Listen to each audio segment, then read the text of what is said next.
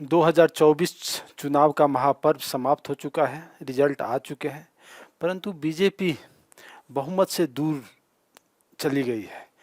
इसका वजह क्या है, आज के वीडियो में हम लोग इसी पर चर्चा करेंगे। सच्चाई छुप नहीं सकती बनावट के असूलों से, खुशबू आ नहीं सकती कागज की फूलों से। बीजेपी के 10 साल के शासन काल में बीजेपी ने बहुत ही अच्छा काम किया, परंतु कुछ ऐसे भी काम किए जिसके कारण जनता नाराज होते चली गई। आज उसी पॉइंट पर हम लोग चर्चा करेंगे। सबसे पहला पॉइंट कि 10 साल के एंटी इनकम्बेंसी ने बीजेपी को जनता से धीरे धीरे दूर करते चला गया। बीजेपी में ने 10 साल में बहुत अच्छा काम किया, परंतु कुछ ऐसा भी काम किया जिसके कारण जनता नाराज होते चली गई। जैसे नोटबंदी, जीएसटी ने आर्थिक गतिविधियों को खराब कर दिया। इसके अलावा कोरोना के मिसमैनेजमेंट के साथ साथ कुछ ऐसे बिल भी पास किए गए जिसके कारण जनता नाराज हुई और किसान 1 साल तक आंदोलन करते रहे। अंततः बीजेपी सरकार ने बिल को वापस लिया। किसानों के साथ कुछ वादे किए और बाद में उस वादे को नहीं निभा पाए, जिसके कारण किसानों को फिर से आंदोलन करना पड़ा।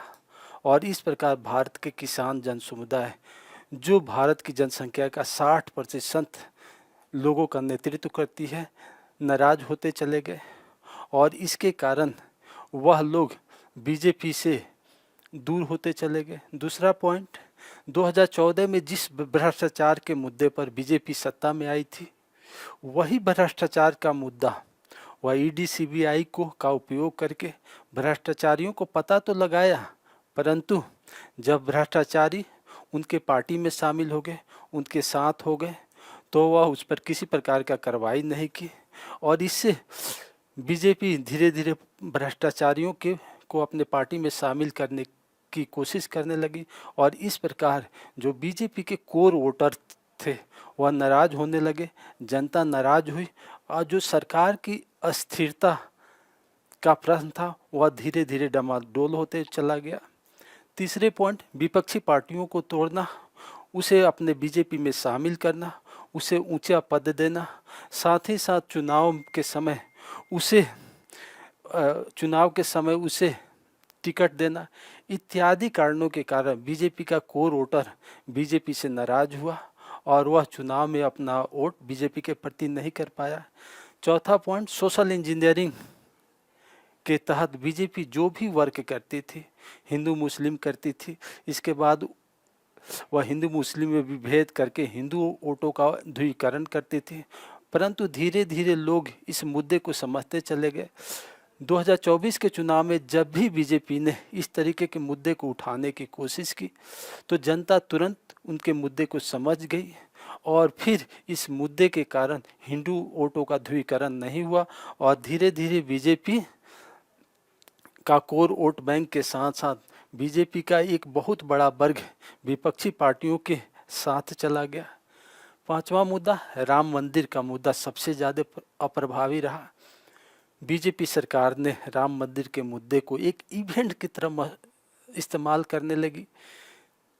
राम मंदिर की स्थापना, राम जी की मूर्ति को उसमें स्थापित करना, जो हिंदू धर्म के साथ साथ पूरे भारतीयों के एक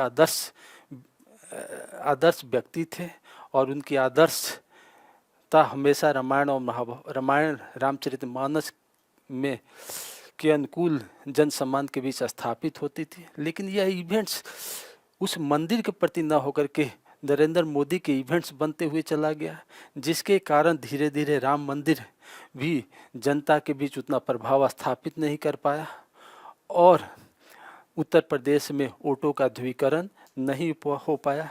इसके अलावा चुनाव में बीजेपी का महत्व कम रहा, व्यक्ति आधारित महत्व बढ़ते चला गया। नरेंद्र मोदी ही चुनाव के केंद्र बिंदु में स्थापित हो गए, नरेंद्र मोदी की ही गारंटी स्थापित होने लगी, जिसके कारण आरएसएस भी उनसे दूर होते चला गया। अब बीजेपी चुनाव में भागीदारी कम अदा करती थी, सिर्फ और सिर्फ एक व्यक्ति चुनाव की सारी उत्तरदायित्व को निर्वहन करने लगे, जिसके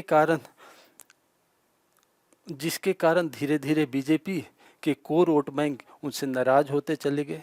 नेक्स्ट पॉइंट, अति विश्वास 400 पार का नारा। अति विश्वास 400 पार का नारा, मुद्दा विहीन चुनाव में जाना, और साथ ही साथ विपक्षी पार्टियां मुद्दा को लेकर चुनाव में उतरी, जिसके कारण जनता का एक बहुत बड़ा वर्ग विपक्षी पार्टियों के साथ होते हुए चला गया। विपक्षी पार्टियों का मुख्य मुद्दा महंगाई, बेरोजगारी,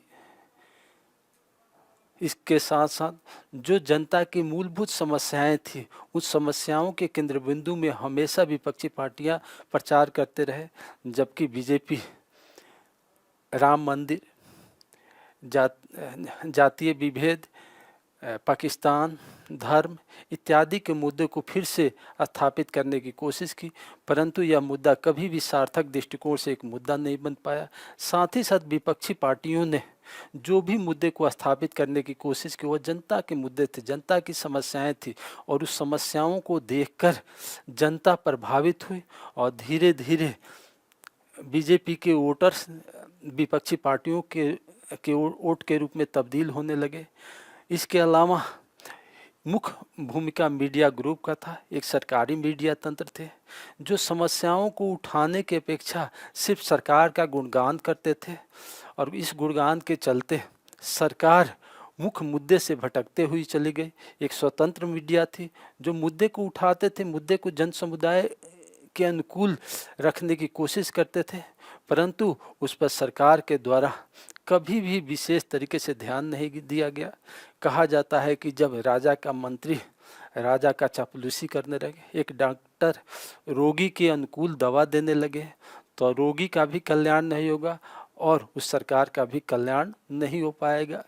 इन सारे मुद्दों के कारण धीरे धीरे इस चुनाव में बीजेपी से कोर वोटर अलग होते हुए चले गए और बीजेपी बहुमत से दूर होती चली गई। ओके, जय हिंद।